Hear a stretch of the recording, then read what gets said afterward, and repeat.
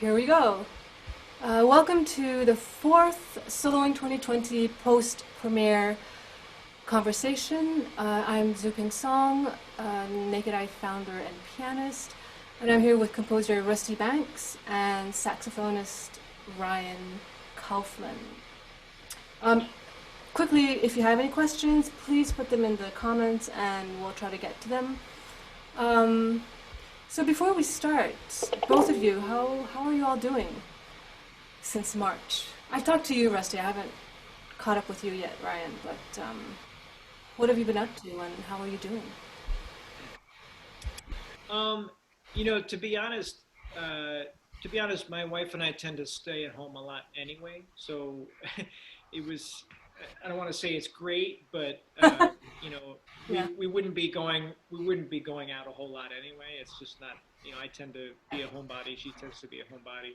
Yeah. Um, so that part of it is okay, and but everybody's got time. So we've been practicing a lot, been learning some new stuff. Rusty wrote this piece that I had to really dig in on for a while, and it's just been a blast getting to learn all this new music for this project. So. Yeah. I feel like the three of us are kind of similar that way, is that we don't, like staying in or not going out all the time doesn't really affect us that much because we have a lot to do, you know, by ourselves. And so, yeah, I feel this sort of the same way. What about you, Rusty? Sure. I mean, there's some definite downsides and there's some things to be anxious about, but if I'm honest, moment to moment is pretty pleasant. Yeah. I'm really lucky that way. It's, a lot of out of all, my work is generally pretty even thirds of composing, performing, and teaching. And really only the performing parts went away. So I don't have, so it's not as bad for me as it is for a lot of my colleagues who mainly perform. Hmm. Uh, so I'm lucky that way for sure. Yeah. And yeah, I've been using it to learn new skills and get some writing done and all that. So I'm trying to make the best of it for sure. Sure. I thought your set, Ryan, was, how to put it? It felt complete to me. So it didn't feel like a 40-minute set. It didn't feel like a 35-minute set. It felt like you took us on this journey with a lot of different landscapes and a lot of different sounds. And it sort of felt right going one to the other. Can you talk a little bit about how you put it together? Was it planned, or did you have these pieces together already and they just kind of happened to fall well together? No, I didn't have them together already. I think I mean Rusty's piece would be. Oh no, that's not true.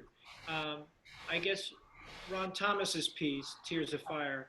I spent some time performing that about I want to say about 12 years ago, something like that. Soon after I started getting to know Ron, um, he and a couple of other composers put together a concert. So I've known that piece the longest, and Rusty's the second longest. The other three were brand new to me, but I knew I needed to put together a program. I needed to put together sort of a set of things. So um, there's just none of them were really on my radar, but I know Rick personally, so that last piece, Vaclav's Hoedown, was something that was kind of in the back of my head, and I logged onto his website and was able to find that. There was also an anthology that I purchased. I'll just be honest. I bought an anthology of a whole bunch of saxophone pieces from New Music Shelf, Very useful. and yeah, and so Anthony's piece was in there, and so was Cassie's, Yeah. and along with several others that were all. There's one by Aaron J. Myers in there too. Oh, okay. I did a bunch of listening. I went through that book and kind of like was checking things out, and I really liked the sort of sound world of both Cassie's and Anthony's pieces, even though they're very different pieces. They kind of get you into this. There's a certain space there that's kind of really kind of cool to sink into for each piece. So Yeah. You know, the last time I heard you do a solo set was a long time ago when we actually just met. Scary to think it's about like 12 years ago. And you remember that not scary. you played with a pianist, and I think his name is Ron. I'm sorry, I forget his last name, but Really, Davinsky. yes, there you go. Really great pianist. And you played the set of extremely difficult, heady, new music for saxophone. I think Paul Creston's piece was in there, and then some other pieces where it felt like it was very um, fingery and difficult on both sides and on in every aspect. I feel like That would be the Albright. Yeah, yeah, all right, there you go. that would be the Albright. Yeah, that one was really challenged to put That together. was a challenge, yeah. The Crescent is also, I mean, the Crescent is difficult for the pianist too. I mean, it's so meaty and it's so full, Especially for the pianist. especially, is it really? Yeah, and I had a very different reaction to your set tonight. Um, I don't know if you felt this way, but I felt like the music was much less about the complexity of notes. And I don't know if that's a conscious thing or if you don't agree with what I'm saying, but it was less about the complexity of the notes, but more about each piece creating a kind of a sound world. Even the two pieces by the jazz composers, I didn't feel that they were jazz pieces per se.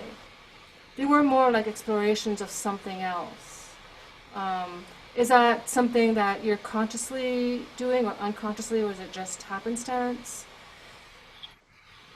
Um, no, I think it's conscious because not so much. I mean, I don't actually play classical saxophone or this type of thing as often as you might think. I mean, I mostly think of myself as a jazz musician. Yeah. But when I do get to play this kind of stuff, I always learn something, and it's really, really fun Mm. to do that. So, but the thing is, I think Rusty and I were talking about this about a month ago too. That pieces for unaccompanied saxophone, you really have. I feel like you really have to choose them with care Yeah. because it's the instrument is like this known quantity. It's a known sound, and to find not to sound overly heady about it, but to find a set of music that kind of explores a few different flexibility, the flexibility of the instrument and several different timbres at once, rather than just this one sort of like, okay, that's a saxophone, sounds like a saxophone. So I felt fortunate to find these other four pieces, and that kind of let me put together a set that seemed pretty varied, I guess. Yeah, sure. Um, and Rusty's piece, I'd heard just a little bit of it when you sound checked a couple days ago, a little bit this morning, I mean this evening for you. It actually took me by surprise. I mean, I knew there was going to be video and stuff, but it was really, it was a trip. Can you tell me how, Rusty, did you conceive of the video, or was it like a collaboration with Andy Babin? Did he come up with that idea, or did you tell him, this is what I want, please execute it, and how do we execute it? Well, originally the piece is just sonically, I wanted the delay there just so that could be, basically it's an invention for saxophone in that it's imitative. And then I thought that this is the kind of thing that two players could play, or if you could also delay video as well as that. Like I was thinking kind of originally split screen, then that would be a great video component too, just have the echo of the sound and an echo of the visual. Right. But then I went to Babin mainly just to look for a technical solution. But then, yeah, he had other ideas too, like, oh, what if we ghost it? What if we do, we went through a lot of different things that way. Yeah, that was But really yeah, effective. I did have the idea that there would be Ryan and Ghost of Ryan playing the piece in some form. Yeah. I mean, it Like I was, think my original conception was it'd be split screen and they would be tinted different colors. I see. And but yeah, but then I was very glad to hand that over to Babin and let him handle that stuff. Yeah, that would have been a very different experience. So split screen, Yeah, but both sides would be like equally present visually. Is that what you were thinking? sure, yeah, pretty close. I like the idea better with one being ghostier, Yeah, one being a kind of more of a shadow of the other. yeah. I mean, it was. Especially since, Go ahead. since the delays are, I want the delay to be pretty equal, Yeah, but they need to be pretty balanced. So it's not like there's not Ryan's sound and then a quieter echo. I really want it to sound like a duet between two Ryans. So so then having one of the Ryans more conspicuously not a real Ryan is Yeah. more interesting to me visual in that case. Yeah, like a hologram of Ryan.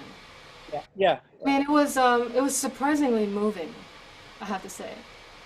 I know, I think in these times since March, we've been holed up, and even though for me it's been very easy, I think, compared to other people, to not be in I'm direct, very direct privileged. touch with other people.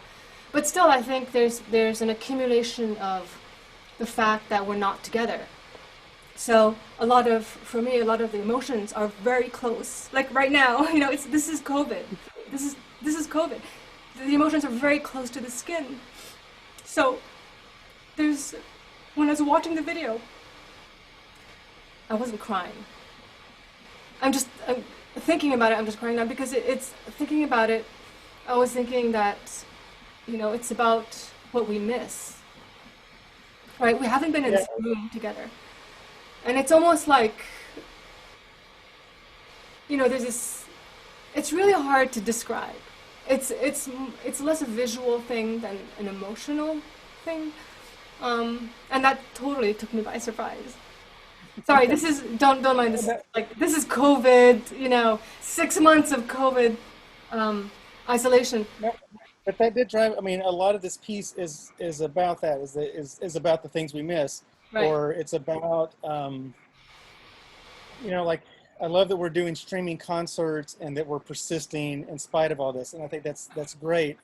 Um, but it is a compromise, yeah, and it is like a pale shadow of what we really mean to be doing.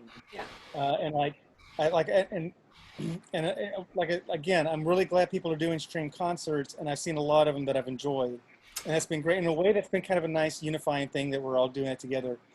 But if we're honest, there's this other thing we'd rather be doing, Yeah. right? And so this piece is a reflection on that idea, the idea of the pale shadow of what we mean to be doing. Right. Um, Yeah, in a way, yeah, I think that's definitely a big factor in. yeah, a lot of the interactions we're having right now just kind of enhance the fact that we can't be in, Right. we can't be in the same room. We can't actually communicate, and we've all had to kind of deal with this virtual reality. And it's better than nothing, right? It's better than nothing, but it's an adjustment, and I think that it's something for different people will take a long time for them to figure out, who they are after this. It's starting to kind of sink in for me that something's changing. I mean, it's definitely changing something in me and my relationship with people and the world. Even though I have traveled, but it just kind of hones in the fact that we're all separate, and who knows how long it's meant to last, right? And what do we do in the meantime? And we're saying that and the three of us are fairly monastic people. Right. Like our Exactly. lives is composing and practicing. Yeah. So if we're feeling that, I can't imagine what people who aren't introverts are feeling like. Yeah.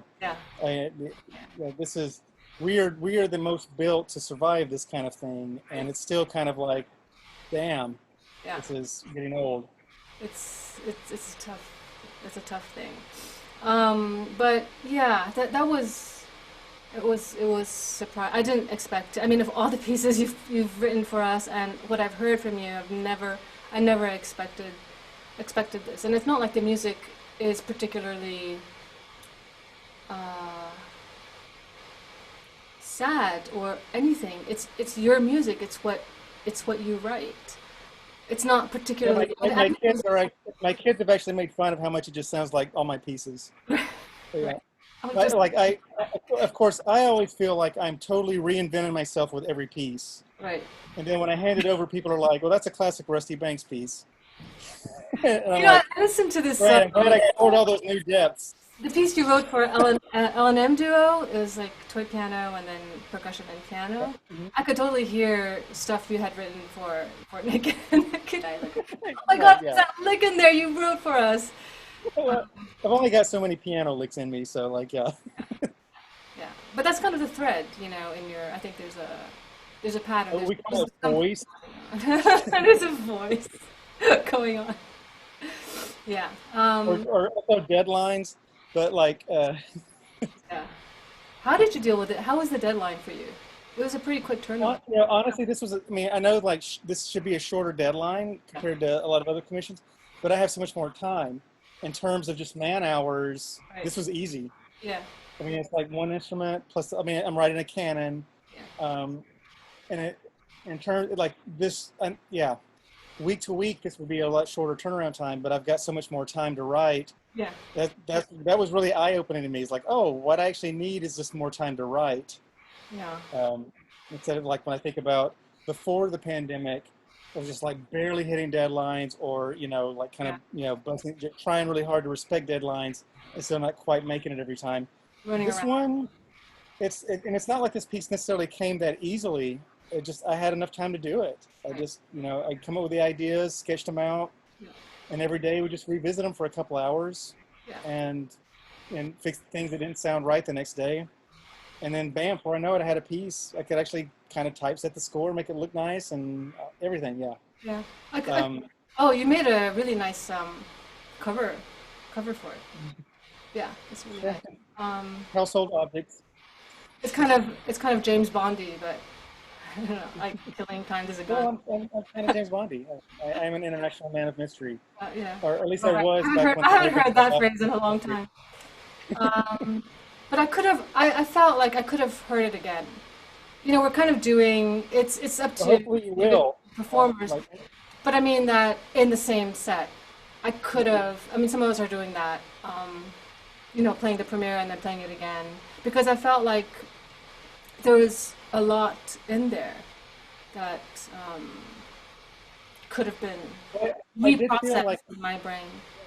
I had enough time to really craft some things. I mean, like I said, even though the amount of weeks was pretty short, the amount of hours I was able to spend on it Yeah. really allowed me to go in and really whittle down anything that was unnecessary and throw it out. Really make sure the form worked. So yeah, I was like when I finished this piece and handed it over to Ryan, I was very happy with it. Yeah. It Did was you have also, enough time to but practice it? yeah. Well, I was just I gonna mean, gonna I mean, jump it in sounds like you too. did. But Yeah, for sure. And not really having myself, not really having done a commission project like this before, where something's being specifically written for me, it was really fun to kind of figure that out together. And I remember you sent me an initial sketch that was like one page, and like this is what I'm thinking.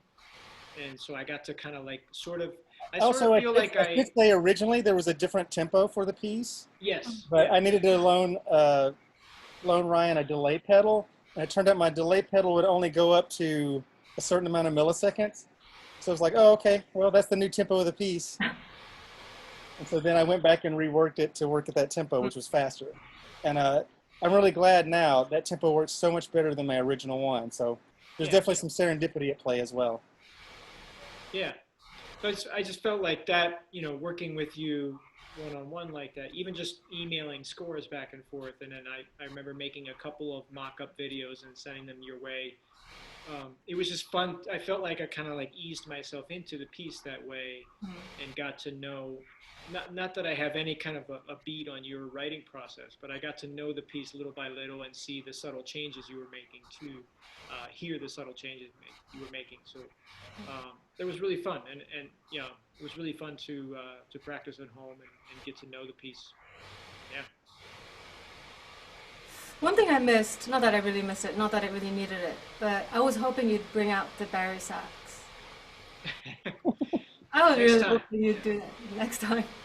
Yeah. Well, this piece you could do. I mean, it's for any sax. True. Yeah. It's true. Would you change so the tempo would work as well on any sax? Yeah. You'd have to It would like definitely be a little harder on Barry, though, right? Certain things. I mean, some of those split tone things that we ended up using. I might have to hunt around on the Barry a little bit to try to find fingerings that work for those. Because different saxophones can be very particular about how they respond to multiphonics. How about the Um, 16th notes? That you get it the final on Barry. Cool. Yeah. yeah, Well, it would sound pretty rad on Barry. yeah. I should just try it at home. Yeah. Oh, there's one question. People want to know what you're drinking, Rusty. I can see that beer looks really nice. I don't drink here in Taiwan, so that really looks really nice too. It looks like an It's IPA. it's not hazy little thing. It's the slightly boozier version of hazy little thing. It's hazy little thing, but it's the one that's boozier, like hazy little imperial thing or whatever that is. Yeah. Very available, but yeah, very needed. Um. Yeah. So how tiring is a set like that, Ryan? To play like one after the other. Um, it's not too bad, except for Rusty's piece, It's a hard one. and it's through no fault of it's just what the piece is. There are a couple of stretches where you know I it could have been a fault in my preparation, but there are a couple of stretches in that piece where I end up with a lot of bad air, doing what's not to get too technical on folks listening here, but if there's something called breath stacking where you end up taking another breath on top of bad air and then taking another breath on top of bad air. And you can only do that so long before you sort of start to fuzz out. Hmm. So there's a stretch near the end of the piece where that starts to happen for me because there's really just no room for me to Yeah, actually get rid of air and then get good air. I think I worked it out okay, but there's a moment in there which is kind of cool for the piece, actually. Oh, There's a moment in like the second to last page where I'm kind of like, hang in there, don't keel over, like just oh my God, that's very graphic. focus, focus, it and is. go, Yeah, man. it is. Yeah, it does. Toward the end, it gets very rough on breathing and page turns, for Yeah, sure. that's the placard thing Yeah. worked. I thought you handled that really well. I haven't seen one of those in a while. It used to be that I used to have cards. It was very '90s new music. Yeah, It is. It's very 90s. there's like one of my favorite things in the movie Untitled is is a very big page turn in the Mm. middle of a clarinetist crying as part of the piece. Uh, Nice. and I was like, yes, that is what being a composer in the '90s was, for sure. Yeah, A lot of being a composer pre iPad, for sure. Well, yeah. You guys know how I get along with technology, so that it seems fitting. we know. So what are your plans for like the immediate future? What are you working on now? What are you gonna do when the fall comes? Do you want to start us off, Ryan? What are you doing? Um, on the I got it. I got well. This won't come as any surprise. On the playing end of things, it's pretty dead. I have maybe one or two gigs lined up for the rest of the year, and I hope they happen because I would really love to play with some colleagues in a safe way, obviously, but Right. we will have to see. Um, the teaching end of things, again, to be honest, it's going okay. I have a handful of private students that I've been continuing to see, mostly virtually like this. Um, Schools are getting set to start up. I've kind of been not allowing myself to really think and worry about that. Although I end up worrying anyway, but I've been But trying not to allow but also myself it to. changes every 24 hours, so there's Yes, no yes, like I'm not going. I'm just going to wait right up to the last minute and read that email because we'll get yes. another one. Yeah. Yeah, I've been thinking a lot about how we work as educators. We tend to work in institutions that really rely a lot on planning way ahead. You know, where you're booking something 6 to 8 months ahead at least, Mm. um, just to make sure things are running the way they're supposed to run. And this whole thing, as it should, it's got to run its course, and it's making it really impossible to plan ahead very far. Or you Yeah. can sort of set plans because you have to set plans, Right. but you also have to make all these contingency plans at the same time. So Yeah, we're all that's kind of in a limbo, a kind of a limbo where yeah, you try to yeah. plan something, but you don't know. Yeah, gotta wait and And see. like we were touching on earlier tonight too. I mean, I say that as someone who's very fortunate. You know, I'm able, I realize that so far what this has meant for me is some minor inconveniences, really, to be honest. Mm. We will have to see how things go as it keeps extending into the fall here. But I'm hoping to keep it in my mind that there will be a backside to this whole thing, and I'm trying to stay away. I should mention I got this thinking from my wife. This is not coming from me. So shout out to you, Han. Um, just that it's really, in a situation like this, it seems counterproductive to think in terms of, well, when we get to Christmas, it'll be cool. Like we'll have a vaccine by then, everything will be cool. Or when we get to the spring, everything will be cool. And I think setting those kinds of mental deadlines or mental things and hanging our hopes on them, Yeah. for me anyway, it would be counterproductive because then we get to Christmas and it's not cool. Yeah. And we're still in this thing. Or we get to the fall and guess what? Kids are not going back to school. Yeah. Um, and so rather than be disappointed over and over, Yeah. I'm trying to just hang with it and be like, you know what? There will be another side to this. Uh, Sometime. it's a horrible cliche, I know, but this too shall pass. We will get through this somehow together. And like you were talking about earlier, Zuping, I think we will all be really quite different on the other side, Right. and it will be interesting to see how that manifests itself as we get back. But we'll be back sometime. We will be back. I'm interested in what we're going to do in the meantime. I agree. That's really, it's a great strategy. Not to be giving yourself deadlines that you have no control over, right? And the way I look at this is because I can, I'm just taking day after day and looking at it as a stream of days where something will happen at some point, and we'll slowly go back to what was considered normal, although probably not for a very, very long time. But I'm interested in knowing what we can do, creatively in the meantime. So I think we're all thinking about that, talking about it, and seeing what we can do. Definitely in the fall, NakedEye will be doing recordings. So brace yourself for that. I mean, I think a lot of the recordings we do, some of them we can do separate tracks, so it's not a lot of people in one room, and in controlled situations we can actually get some work done while we're waiting for other stuff to happen. What about you, Rusty? Well, commercially, all the commercial work I do, like pop music stuff, that all keeps getting booked and postponed and canceled Yeah. and all that. It's fine.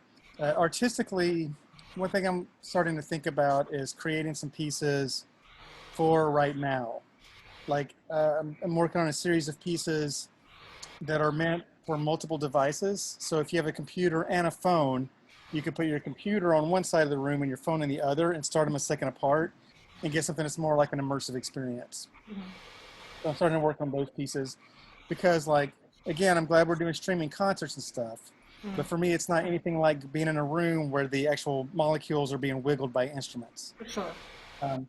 So I'm thinking, well, what can I do with what we have that artistically fits the instruments we have, which are, a handful of devices. So if we have two phones and a computer, can we make a surround sound setup, sort of like an ambient electronica piece? So I'm working on a set of pieces for that, artistically, but no one's really, commissioning those or anything. But yeah, let's continue this conversation. We touched on it a little bit some time ago, but for me that's really interesting. And it has meaning for now. So what's interesting is last week, in a very subtle way, Gleb had written that piece for Prepared Cello and Delay, amazing piece. But he told me, he said in the conversation that it wouldn't have come out live, that he actually composed it and planned it for streaming because he had a lot more control over the end product of the sound. So if you took it out of that contained environment and put it in a live situation, you'd have to deal with acoustics to get no control over and all that. So I found it interesting that he had actually used this medium in a pretty subtle way to bring out his new piece. Well, yeah, hopefully a lot of us are starting to think along that way. I mean, Yeah. for me, when I think about that's. I mean, I'm very aware of like how recordings and live performances are different, and I like both of those things a lot, and I think about them very differently. Um, when I think about what I'm missing about live performance now, a lot of it is the sounds that come from behind you, the acoustics of the room, Yeah. or the level to which it's immersive. So that's the thing, and it's not just that I don't want to make surround sound recordings that sound more like live recordings. I want to say, well, since we can't be live, what can we do that's more immersive? What can we do that's more of an experience? Yeah. It's not just blasting, two channels of audio in one direction. Yeah. Um, and of course, there's all kinds of problems with synchronization and stuff that have to be addressed with that. Yeah. So I would be creating a piece that would withstand variances in synchronization, things that are a little bit more open. So that's definitely more of what I'm thinking of artistically. Yeah, let's talk more about that. I'd be really, really into that. It'd be great even to have like a live performer streaming, Yeah. but also the performer is responsible for starting a couple of phones that are echoing some of the licks. I think that would be like a fun, immersive thing to do. Yeah. That would be more meaningful than just doing something that's really supposed to be live and I isn't. like the idea of engaging the audience and having them create their own surround sound, little home Yeah, theater. they have choices. Yeah. Yeah, I mean, we all have devices. Like the producer Phil Spector, he's a total asshole, and I really hated that guy. But like he was really against the idea of stereo. Like this is the guy that produced the Beach Boys and a bunch of other people. Horrible person, by the way. But he like when recording started going to stereo, he really hated that because he felt that it gave the audience too much control. For them to have some of the sounds here and some of them there, and they could move them around. He was very uncomfortable with that. And no, I would love to open up my pieces to the audience being able to create their environment. Yeah. Take my ideas, but put them in their environment in a way that works for them. I like that idea. Yeah, something to hold And on. also, I can't emphasize enough how terrible Phil Spector was and how I hate all of his recordings. I just want to make sure that's out there. On that note, he came out of the blue. On that note, we'll have to, before Zoom boots us out, thank you both, Ryan and Rusty, for a wonderful evening. Thank you all for joining us. And next week we have a new piece by Randy Wolf for our flutist, Susanna Louie. Hope to see you there. See you later. Thank you. Bye. Night.